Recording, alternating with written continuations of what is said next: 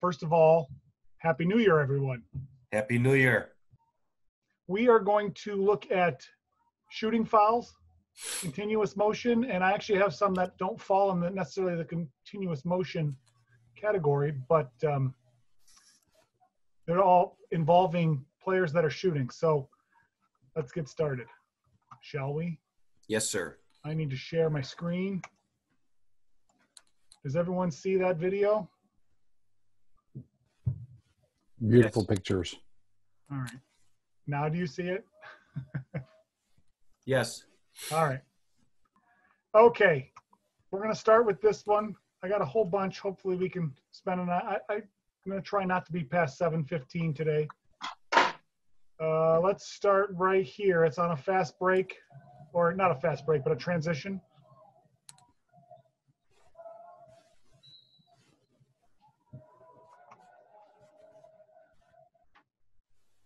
What do we see? Airborne shooter, right? And then he comes down, and then he gets pushed or boxed out or whatever you want to call it. It's kind of hard to tell from an angle. It looks like he had his hand out in the Oh, stomach. you're right. So unfortunately, the angles that we have are only the camera angle. We can't, rely on talking on the other officials and wanting to have it. But we're going to assume we are the official at this particular spot, watching from this particular angle. And there was a foul called, so we know there was a foul. My point on this is, okay, airborne, right? Once he comes down, he's not an airborne shooter anymore. Yeah. All right, so when he gets shoved, what's the penalty? It's a common foul after the shot. It is a common foul. It'll be out of bounds. Assuming that we're not in the bonus, it'll be out of bounds. Just because they shot the ball and there was contact doesn't mean it's a shooting foul. And we see this a lot where we just automatically go, boop, all right, 2 shots or 3 shots or whatever it is. Be aware of the status of the player. Are they an airborne shooter or are they not? This one, I believe they shot free throws. I can't tell if he did it or not, but this one should be a common foul after the shot foul. Yeah, you could tell his foot hit. Yeah. All right, it was close. Definitely close, but not as close as this one. Let's see if I can find the next one. That's not it. Sorry, you'd think I'd label these.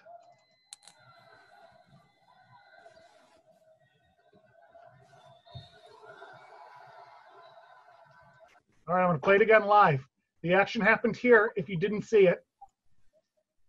Shooting foul or common foul out of bounds. Watching it live.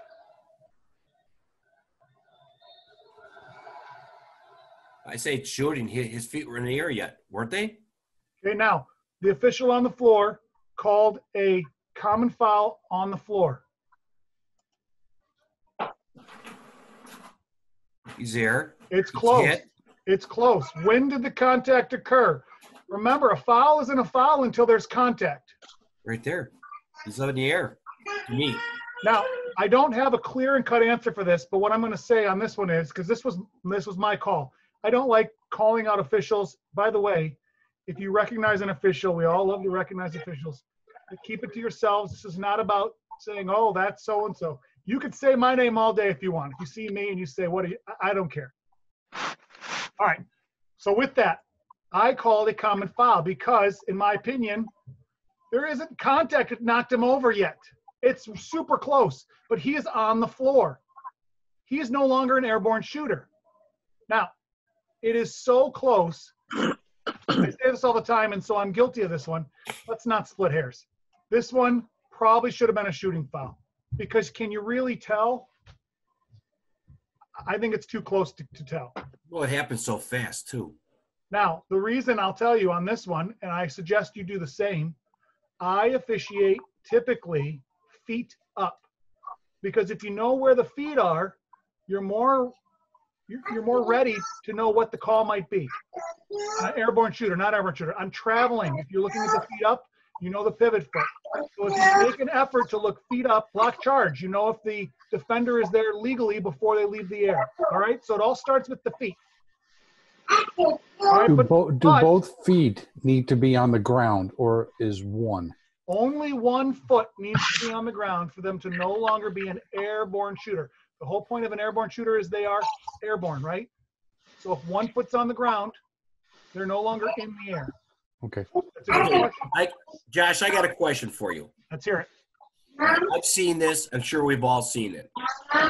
You got a shooter who's outside, who's up in the air to take a shot, right? Defender comes running by and pokes him in his stomach. Okay, a very good question. And it happens more often, at least often enough where it's not uncommon. By rule, that's a foul. You can't jab the guy in the stomach. Now, did he jab him when he was in the air, or did he jab him when he was down? That also then determines on how you're going to handle it. A box out on a, kind of like this, but a box out, when they box the kid out, did they box him out after they came down, or did they box him out before they came down? Because it's not a shooting foul if they've already come down and then they get boxed out hard. I don't have any box out videos, but hopefully I can find a few along the season. But to your point, Art, that should be a foul. Now, if it's a little one, you could get away with a talk to. You know, it didn't have anything to do to affect his shot. You shouldn't have done it, but maybe you can come in and say, hey, don't poke him. Keep your hands to yourself, something that might eliminate it happening in the future. If it's a big one and it's the first time, get it. Coach may not like it, but the kid knows what he did. In fact, that's usually a coachable technique. Not always, but. Okay. Good question. All right, let's try this one. This one is, well, let's start here.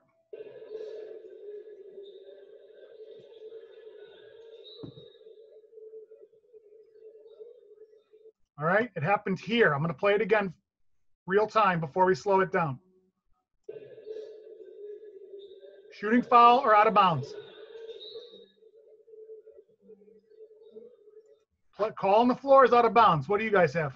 I missed it. I'll play one more time.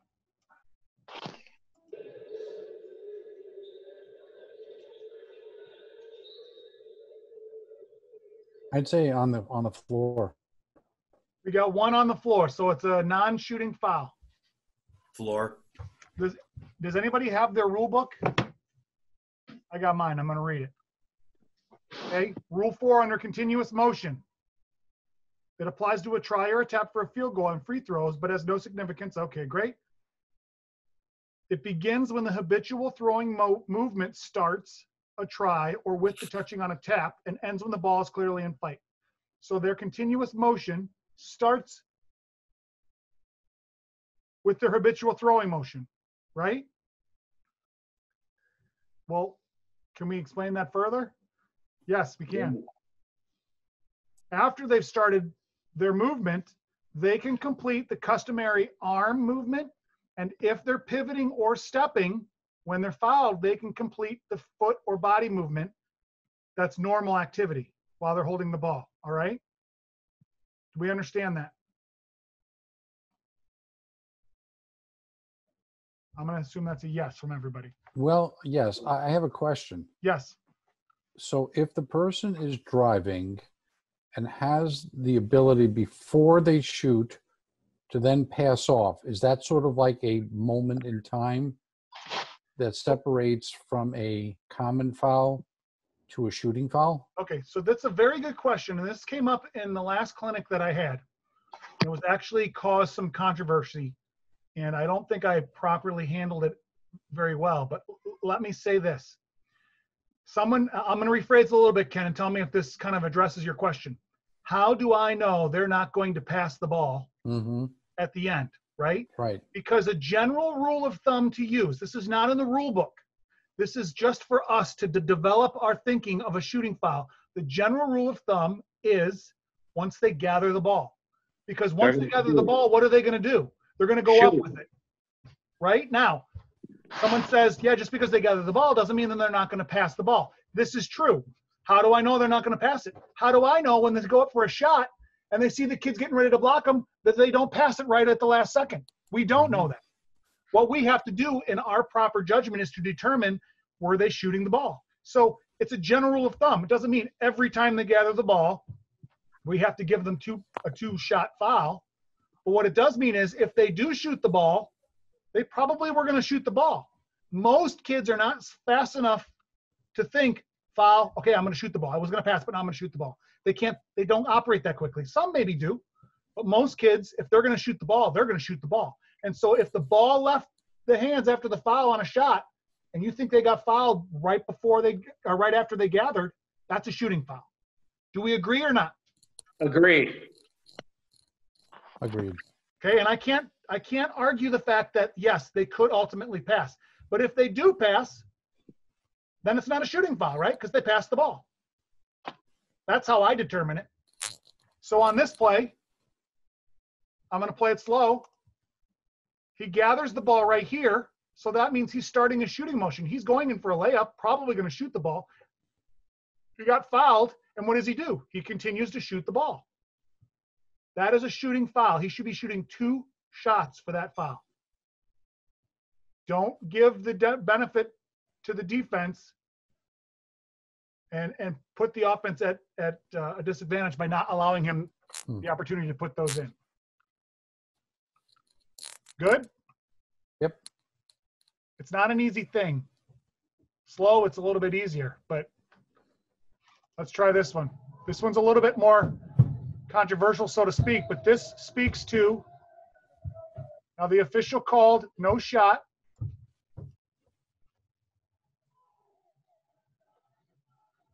But what did he do? He gathers the ball here, and what's he going to do? He's pivoting to make his spin move to the basket, which the rule book says if you have started any movement, stepping or pivoting, you are allowed to finish that step or that pivot. Now, this one may be a bit of a stretch, but what did he start to do? He was totally always going to do the spin move. Just because he got fouled doesn't mean he spinned around him to take the shot. He was always going to do that. So he's allowed to finish that. That's continuous motion. That should be a shooting foul. But let me play it out. We also need to be aware. Yeah, I was going to say travel. Right? So he lifted his pivot foot because he gathered the ball. And now he traveled. So if the ball goes in, what do we have? No basket, right? Because he traveled. Mm-hmm. The traveling negates the basket because now he made an illegal move. Even though it was after the whistle, you can't just then do whatever you want in order to put the ball in. But it's still a shooting foul because he was shot in the act of shooting. What he did after that doesn't matter. It matters whether it's good or not, but he still gets to shoot the 2 points. So did they call the travel? They called, that was me who called it. It was last year, but if I remember right, it's not because he traveled, it's because I got it wrong. Mm-hmm. But he did travel, which means he doesn't get the points. But he should have been shooting, and I don't think I gave him the 2 shots. This is, for me too, it's a tough one. Now, some would say he got hand-checked before he started the spin move. If that is the case, then it is not a shooting foul because you are, in your judgment, determining that before he started his pivot, he got fouled. And what are they allowed to do in continuous motion? Finish their movement if they've already begun that movement. Does that help cloud it even more so we can get it wrong some more? All I want you to do is 1, try and get it right, but 2, if the coach asks, be able to explain why. Don't just say, oh, it was on the floor. On the floor doesn't mean anything. Kid could be shooting and be on the floor. Right? I hate that phrase, on the floor. Yeah. I think I say it too. All right, let's try another. It seemed to me that he got hand checked as he was making that spin move. So the foul would have occurred before the travel. So I think I would have called the foul on that. So you called a foul, but would you have called a foul on the shooting foul or before the shooting foul? Because he gathered, he starts to pivot, then he gets 2 hand checked by the kid as he's doing his spin move. So I would have given him the shot for shooting. So he should be allowed to pivot. I agree. It's after slowing it down. Joe, one more time. Sure.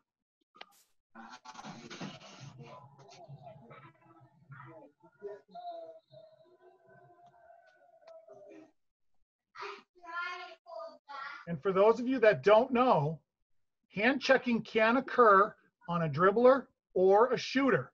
So just because they're shooting doesn't mean it's no longer a hand check. You can still call a hand check and it can still be a shooting foul. Hand check is not solely on dribblers. I don't know if anyone thought that or not, but. Hey, Josh, Yes. I got a question for you on that. So in your interpretation, you're saying that if the offensive man is fouled and he continues onto the basket, which I would have a shooting foul on that too. But if he travels, the way I understand what you're saying, that you would let him have a shooting foul. I would negate it myself and call he traveled. I don't care if he got fouled, he traveled. Okay, so a good question. Again, was he fouled in the act of shooting? Agreed. Okay, then after he was fouled, he made a movement that is not customary, right? It is a travel, which is not a customary legal movement. Right. So he is no longer allowed to continue his motion. But is he still allowed 2 shots? I say no. You might say yes. But I wipe it out and say he traveled. You just answered he was fouled in the act of shooting. Right? Right? I agree. Okay, so if he's fouled in the act of shooting, he's going to get 2 shots or 1 shot, depending on whether the ball goes in. But since he didn't take the customary movement, he can't. If the ball goes in, he can't get 1 shot and 2 points. He gets 2 shots. That's the determining factor. You're going to get a lot of shit, as you know, for that. You are, yes. You're better off wiping it off and say the guy traveled. You're right. And I know what you're saying. I get it. But let me say this, Tim. How many times do you get shit for a call that you know you're 100% right on, and the coach just doesn't understand? A lot. This is going to be one of those. You need to be. I agree. You need to be sure in your conviction of the call, and you go forward with it and say, no, he was in the act of shooting. We're giving him 2 shots, and you'll do the same thing for his player. Agreed. I agree. Yeah, that's true. And I hope we don't consistently call this wrong, but if we do, we consistently call it wrong, right? If you do it for one side, you do it for the other. If you get it wrong and then you know you got it wrong, don't get it wrong on the other end just to make it up. Correct. All right. Let me move to the next one.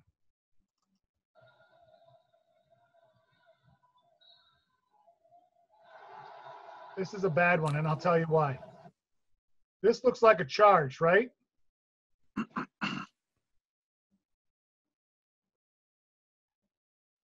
Do we agree that that's a player control foul?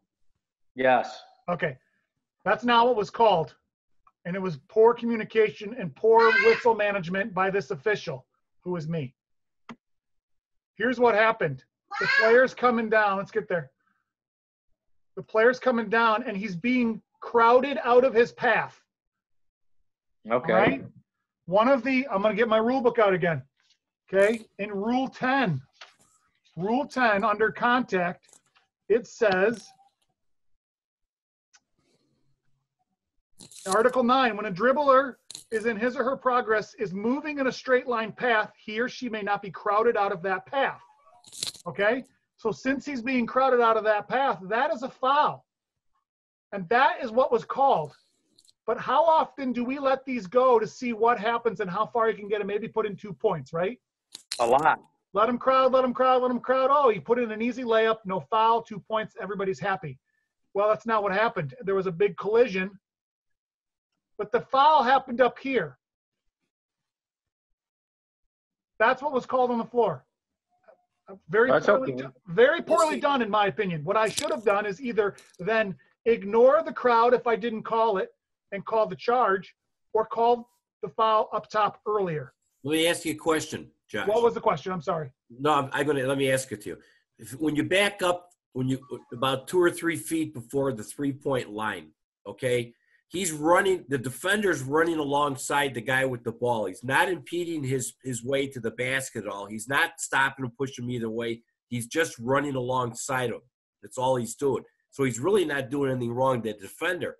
So the offensive guy went right into for the charge because the defender, watch him, he's just running alongside. He's not stopping him from rolling the basket or pushing him outwards, inwards, wherever. He's just running alongside. Okay, now, that speaks very well to what we said earlier because this is the angle we have on the play, right? Correct. Right. Luckily, I was the official right here. I'm looking right into the play. There is lots of contact all the way. Then why Nothing, don't you call something at the half-court line? because there was nothing earth-shattering, right? You know, sometimes there's chicken fighting or sometimes a little jab or a little bump, Right. and we try to allow the kid to continue. And I still suggest we try to allow the kid to do that. But you're right, Art. It should have been called here when it happened instead of it crashing here, and now I look like a fool. Well, I don't look like a fool, but, you know, it's harder to sell. No, he got fouled, but when he plowed your kid over. That's when you're going to take. That's when you're going to take a lot of shit for, Tim. I know. What did you call? Did you call a foul out front, like inside the? Did you call a foul? Or did you call a charge? I call it a common non-shooting foul. I like that. That's a good foul. And I think we took the ball out on the side because I had it way up here. That's a good call. That's what happened. Yes, that's what happened. But the kid ran his kid over, and what did everybody in the gym see? Like you said just before to me, it doesn't matter what everybody in the gym saw. You called the right call. Well, and I held my conviction and my call, and I stuck with it, and I knew that was the right call. All I'm saying is sometimes the video tells a different story, and then we've got to talk to our assigner. Hopefully we remember that play, right? Yeah. So my point on this play is if they're crowding them, get it before that big collision happens. And it's easier said than done, but we want to make sure everyone knows that there was a foul and not a nothing. I get it. Good. I like that call. I like that. You got it before the contact with the man underneath that had the legal guarding position. You got the foul first. That's See, Josh Settles, he's just shaking his head. No. All right, let's move on. I'm not going to dwell on this.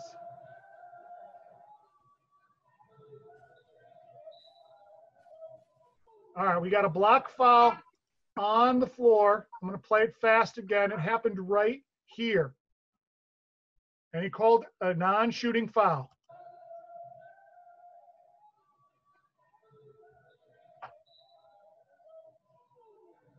What do you guys He think? sticks his hip and knee out. Yes. It's totally a foul. I 100% agree. Is it a No shooting foul. foul or a non-shooting foul? Non. Non-shooting foul. He fouled him before he started his shot. That's what you're telling me. He's just starting to make his move. To me, it's a non. Right? See? Right. Look at that. Right Look at there. that. He's gathered the ball, and what's he going to do?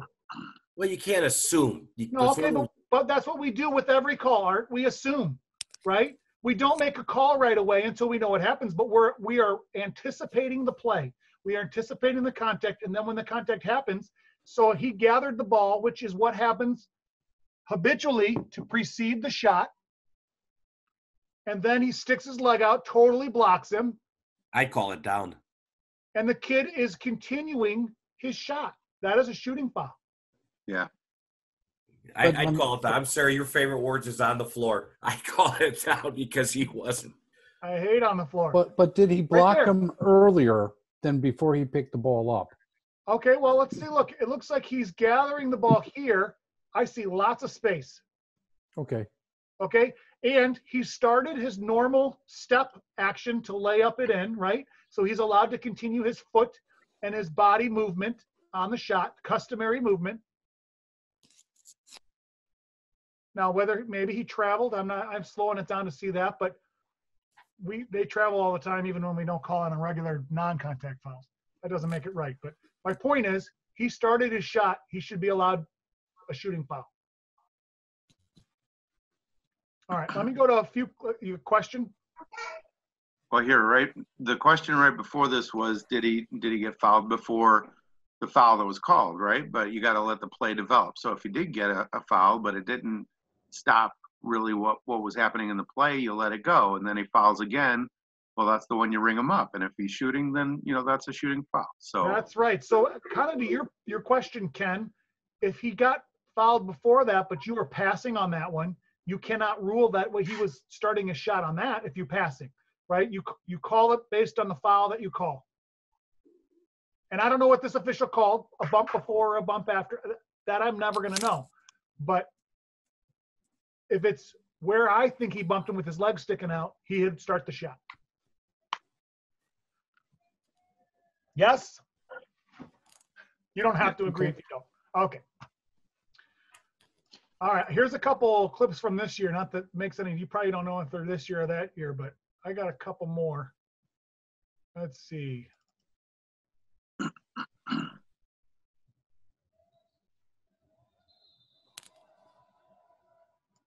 All right, did you see it? It happened right here. This happens a lot too. We need to be aware of our shooter, right? But we need to be aware of our defender. Did the defender do something illegal? This one is close, and I'm going to slow it down. First of all, what did we miss here? Did he just create space? Did you guys see that?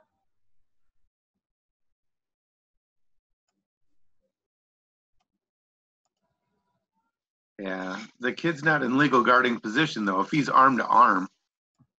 All right, legal guarding position. That's a good point. Let's do this first. All right. Is he in a legal guarding position? He's got 2 feet on the floor. His torso is facing his opponent. He has a legal guarding position. Now, what can he do now that he's established this position? What can he do? He can move basically any direction except toward his opponent. He's moving backward. And then he gets bumped to create space. I think we missed a foul here. All right, but that's not my clip. I could talk about this forever. That's not my clip. My clip is this action here. Did he allow the player space to come down, or did he not? It looked like the defender went straight up and down. Now the defender is coming at him now. All right, so he is moving toward his opponent, but he stops here, and it's close. All right, I don't want to, if someone sees one way, that's fine, because this one's close. But to me, he had space to come down on his own, and he fell trying to get the foul. Look, no contact knocked him over. The feet weren't fettered, I don't think, from this clip. The feet didn't knock him over. He fell because he was close and he thinks he's going to get a foul, and he did. Well, I'm taking a pass on that. I think that should be a no call. The kid is flopping. College flop. He's flopping because he wants, and he got the foul. So I guess it works sometimes. But what I'm saying is you need to be aware of the defender just as you do the shooter. How did the contact happen? Was there contact? Was there enough contact to knock him over? What knocked him over? Was it contact? Did he fall over? Did he step on a foot? If he stepped on a foot or even slightly stepped on a foot, I agree, because he's allowed to come down. But if his feet come down unfettered, all right, that was a close one. It's called drawing a foul. Let's see if this is the same one. I can't remember. Yeah.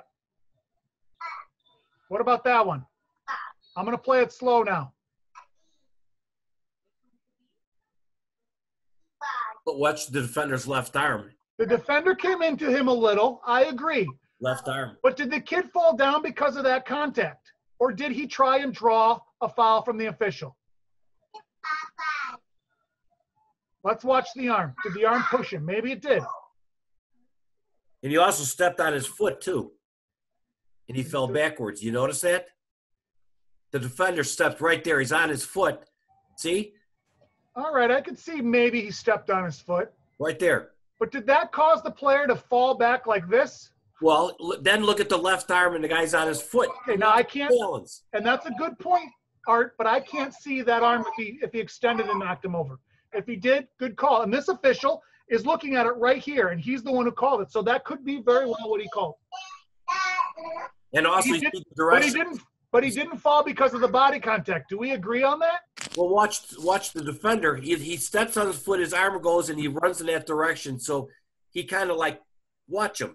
No, let's take this contact away. Let's say this didn't happen. All right? Can we agree that this contact here didn't make his torso fall back like that? That I agree with. Okay? So that's a flop. If he pushed him, not a flop. Now, again, the official was right there looking at it, so maybe that's what he saw. My point is, know what happened. So when the coach says, he just flopped, are you kidding me? Because how often do we hear that? He took a dive, Coach. He extended his arm, which knocked him over. All right. Here's another one. Can you tell these bother me? Now this one, he might have got him on the arm. Unfortunately, the video is not that clear. He might have hit his arm after shooting. By the way his arm goes back, probably happened. So are we calling a shooting foul, passing, or non-shooting foul? What do you guys think? I'm going to play it again.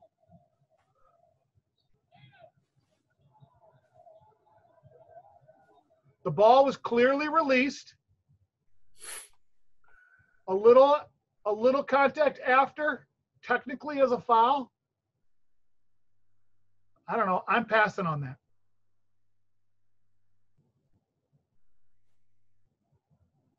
But if you called a foul, you'd be in your mind, right? You'd be in your right. No opinions? That's a tough one. I probably would have passed on it. A little arm contact at the top of the, after he's released the ball. I don't think that warrants it. I don't think it'll look that bad. These kids are big kids. I'm taking a pen. Not saying that we should allow contact to happen, but they can take some contact without it affecting their motion. I'm a big believer in letting the game play out unless it had an advantage or disadvantage. I don't think there was anyone on that one. All right. Couple more and I can let you guys go unless you have something you want to see.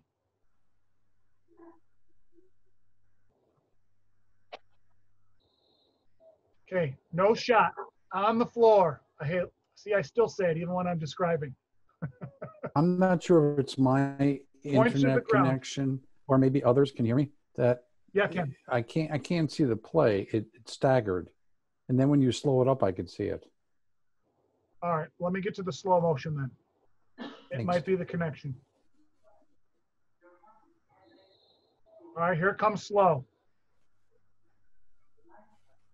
Are you seeing it, Ken? Yeah, I could see it. He grabs his arm, totally grabs his arm. Was he shooting? No. Yeah, he gathered. I had one no, and I have a couple yeses. Let's look at it. What's he doing right there? He's gathering the ball to do what? What is he going to do? Shoot. He's going to shoot the ball. Come on, don't tell me you think he's going to pass. He wants to shoot the ball. And then he gets fouled, and what does he do? He shoots the ball. That's a shooting foul. You're right. That's a shooting foul. Give him two shots. Yes, you're going to have longer games. Yes, you're going to be at the line more. But it'll keep guys eventually from fouling when they're shooting. That's a stupid foul. He should get 2 shots for that. So, Josh, you don't like saying on the floor. What do you say? Nothing and wave it off? Out of bounds. Boom. Okay. That's a foul. It was on the arm. Out of bounds. You say no shot, out of bounds. No shot. I think that's good. Okay, no shot. That way everyone knows we're not shooting. If it goes in, even if it doesn't go in. If it goes in, no good. Right? Out of bounds. And that's a point of emphasis this year. Point to the spot of the throw-in. That's a good question because we all get caught up in the on the floor, or at least I do sometimes, but it's not a phrase. Okay. I understand your point in that he was in the process of starting the shoot, but I don't mean to disagree, but I mean, I'm looking at when the green defender reached and got his arm, I didn't think he was in the process of shooting. He was about to be starting, but I think the foul occurred before he got into that motion. Okay, so here's my see there? refute to that. All right, he picks up the ball, and you could say, well, I don't know what he's going to do there. That's a fair point. But what does he actually do? He actually shoots the ball. So what does that mean then when he started here? What was he going to do? Most likely he was going to shoot the ball. Now, is it possible the kid wasn't sure and then got fouled and said, oh, I'm going to shoot the ball and get 2 shots? Yeah. Possible, but unlikely. I'm not trying to take away from these high school kids, but they're not quick enough in the game of the action of the game to go, oh, I'm going to go and shoot. I'm going to shoot the ball and get the 2 shots. They're not thinking that. This kid wanted to shoot the ball, in my opinion, and that's what he did. He just got fouled in the process. Do you follow that? Do you follow that logic at all, Ken? Yeah, I hear what you're saying. It's like you said, John. It's continuous motion. He's shooting. What's that, Tim? I just said it's like you said. It's continuous motion, and the kid is shooting the ball. Right. So I guess one thing to then put in along with this is what happened after the foul along the play. What was the whole action? If he ends up passing the ball, nothing. If he doesn't get the ball quite up, maybe you could say he wasn't shooting. But if he definitely got a shot off, that's all continuous motion. So he shot the ball. Therefore, in my opinion, as soon as he gathered, he started his motion. Okay. All right. So look at the play in totality. Now, nobody on the floor of this game questioned this official one bit. I don't think anybody did.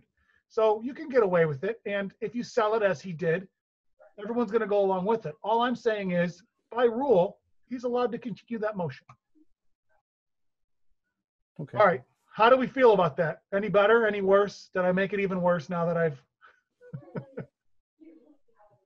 Well, I think all of these instances, you've helped me clarify, where does it start? And it's the start of the motion to shoot the ball. And to your point, Ken, that's the hardest part is because the rule doesn't say as soon as he gathers the ball, he's in a shooting motion, because we all know they can gather the ball for many reasons.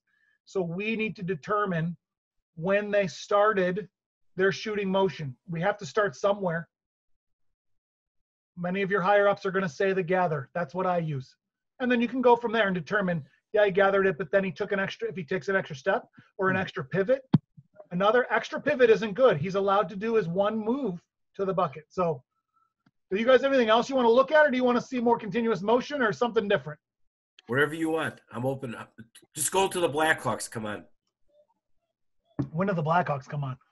10 o'clock. I got 3 kids upstairs. I can't go that long. All right. Let me see. How about here's a good one. This is going to showcase Mr. Tim Cullen. Whoa. This is a very good new signal of the held ball.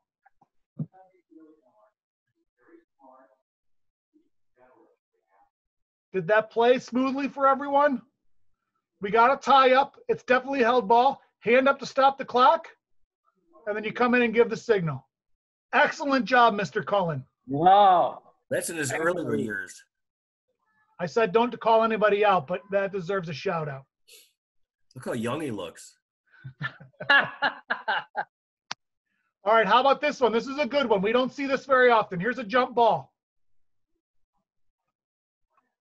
The man in the middle.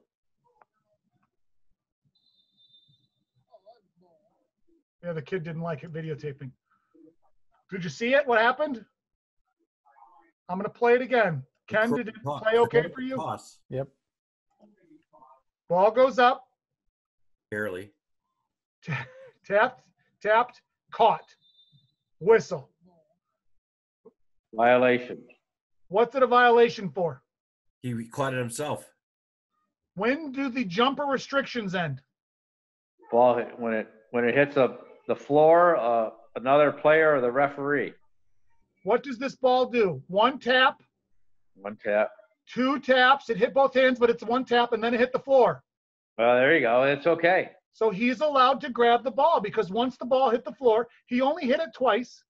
Now, if you want to say he went boom, boom, and make it 2, fine. He hit it 3 times, and that's your violation. But I'm pretty sure this whistle was for because the jumper caught the ball. But once the ball hits the floor, jumper restrictions end. That's okay. That is a legal play. Don't get caught up on this never happens. The jumper never grabs the ball. It must be a violation. And everyone in the gym thought it was, except for the kid videotaping. But know your rule. All right, good. Let me see what else I can have. What was called on the floor there? He called a violation for the kid grabbing the ball.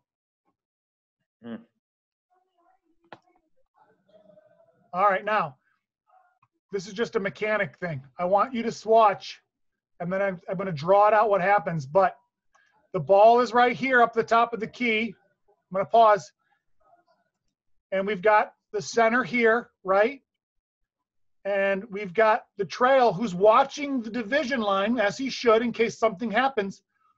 But should he be watching these players? Yes, there's not much in his area to watch. I agree. But who's right on top of the play? The center is right there. Whose primary is that? Right? This is all of the center. The center should be watching this. The trail can look in here and help out on all that stuff. The the lead can come and help with all that. The center has the ball. In his primary area, the center always has the ball, or whoever primary it is. Right? So what should the lead be watching? In the paint. He's showing that's not closely guarded. He's so far away. It's not even his area. They're not standing in his area. He can be watching this stuff, even help out in here. The center's not even looking at it anymore, but the center needs to be watching this. Don't go fishing into your secondary when you shouldn't be. Just because you have nothing to look at doesn't mean you're allowed to look in someone else's area. Secondary, you can be aware, but let the primary official take care of his business. All right? Yeah, I'm wondering if the center moved down to the free, because look where the lead is at by the where it says Lions. So I'm wondering that's why he went down there, because just now. Okay, now let me make this. This is the only scenario in which I would think that this would be acceptable. It is a last-second shot. It's coming down on the seconds, and he's going to end up taking the shot, and he's going to come down to make sure. So maybe they pre-gamed it. He's going to be watching here for the last-second shot. Okay, I can understand that. But still, if something happens and he's so far away, it's possible he may not see it as good as the primary. That's why we have primary coverage, because you're closer to the play. You're going to be able to evaluate the play better. Well, go ahead. If the trail is going to be making the calls there, not in his zone, if he's doing that, don't you think he'd want to maybe step 2 steps closer to the players then, because he's pretty far away? If they pre-gamed that, yes, then he should come in a little bit closer, because that's a very good point. He's too far away. And I get it. There's not anything going on. There's not much action, so it's a little bit easier to evaluate. But if you start doing that on easy plays, then when it gets harder, you're going to do it because you're not thinking, and then you're going to get fooled on a hard play. Yeah. You got to stay disciplined. All right. Well, like you're saying, maybe if the center, like Art said, if the center saw that the lead's got his hands out like that, so he just moved down. He's like, okay, you're referee in my area, then go ahead. So I'm going to move down and watch the paint. Maybe that's what he did. Maybe. Well, look how he's going down toward the center is going toward the free throw line. He's looking at him and he's moving down. Well, because he's looking at the lead and seeing he's got his arms stretched out, right, Art? The who does? I said the center's looking at the lead and said he's got his arms stretched out, so you see he's refereeing the ball. Well, right? I can't see that because all your guys' pictures are. Oh, sorry. I wish I knew how to move that. Maybe you can move yours out of the way. Move it to the top. Move me? There. All right, you're right. I can do that. Okay, now I can see it. See what I'm saying? Yeah, he's got his arms on. He looks at it. But So knowing how long these guys been rough, and I can see who these three are, I don't think that's what it is. All right. You know what I mean? Can I show one more? I was told not to say names, so I mean. Truly, I appreciate that, because it's not about. It's not. It's just I could care less who's doing the game. It doesn't even matter. It's just that, to me, when we go to the stuff, the center over here, you can't see my arrow. He should be staying on top, and then the guy with his arm stretched, he ought to be moving down a little bit. I agree. So in the play like this, even if, well, I mean, if you pre-gamed it, that's one thing, but the center right here should come up here and officiate the play in his primary. And then the lead should notice that and maybe even rotate over and make a rotation. Yes. Now, if this is a last second shot, that shouldn't negate the fact that we need to get in position to officiate the play. So we're not in Cadillac, or actually this one would have been. Where's the clock at this point? The clock is in the corner over here. I don't know what the time is. I'm just making an assumption as to if it was, but officiate the play. The time should have no bearing on where you stand to officiate the play. So instead of walking away because he has it, you need to be walking and take control of that area. See, the center there should be backed by the play, and the guy his arms stretched should be where the A and the I are. I agree, 100%. Agreed. I agree with that too.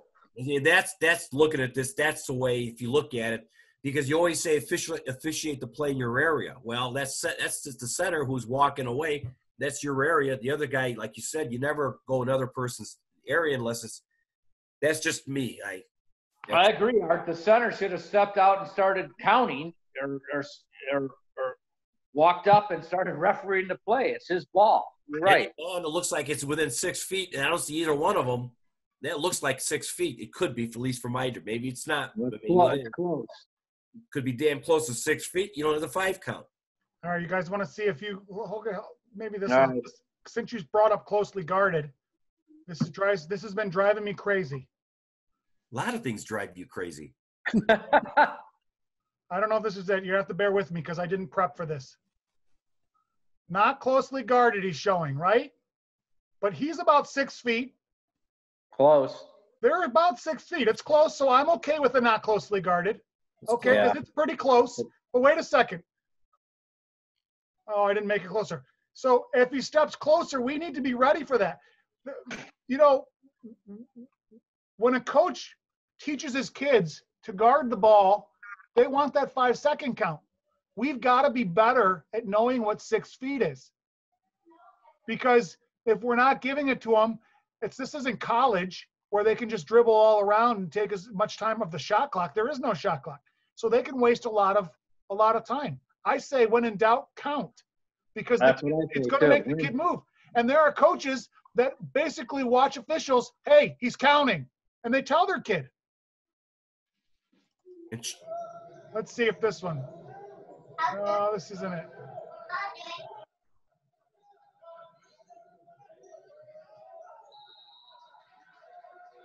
That was a good count.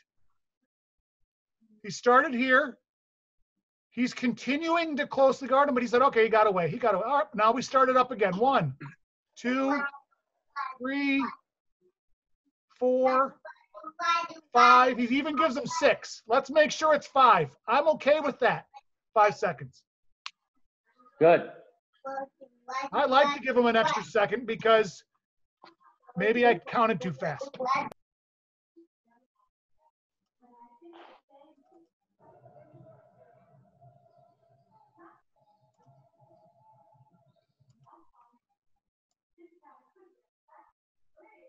He says, no, not closely guarded. Looks closely guarded to me. That's pretty close. Don't you agree? Looks like it. Here's a guide. Now, I realize the perspective, the further away it goes, but that's 6 feet. We got to count that.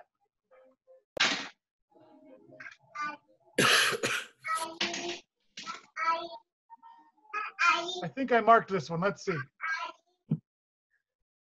Ref shouldn't be where he's standing. Right, so I always say if the player's about 6 feet, if he's lying down, where is it? Did you see that? That's way closer than 6 feet. Well, a lot of guys don't want to count, Josh, right? They just want to put their arms out and then there's no count. Because they don't want to stop the game on what they consider a game interrupter. And a 5-second count could be a game interrupter. I agree. Shouldn't the official take it to his left about 5 steps? Yeah, Yes. he's not in the right position. He could come down here. Yes. And look into the play. I agree. Now you've I got agree, it. but standing here is not going to keep him from not being able to see whether that's 6 feet or not. I think to Tim's point is they don't want to stop the game on a closely guarded because he's dribbling the ball, let him make a move. Okay, but if you start counting, they can still make a move. This coach is right here. Hey, he's counting. Okay, now he knows he's counting. Well, I'm like you or R2. I want to count because the kid on defense is playing defense, so you count, make the kid give up the ball, right? Yeah, this isn't college. They are required to move the ball and not hold it for more than 5 seconds or dribble because there's no shot clock. So we need to make sure that they continue to move the ball and not just hold on to it. That's the whole point of the rule. All right. Does anyone have any other questions before we go? Nope. Well, thank you, guys. Thank you, Josh. Thank Have you a for nice joining in, and I appreciate all of you coming in. And by all means, email me if you have any questions. Otherwise, we'll see you next month. All right, thanks. Thank you. Happy New Year, guys. Thanks, Josh. Happy New Year, Happy guys. New Year. All right.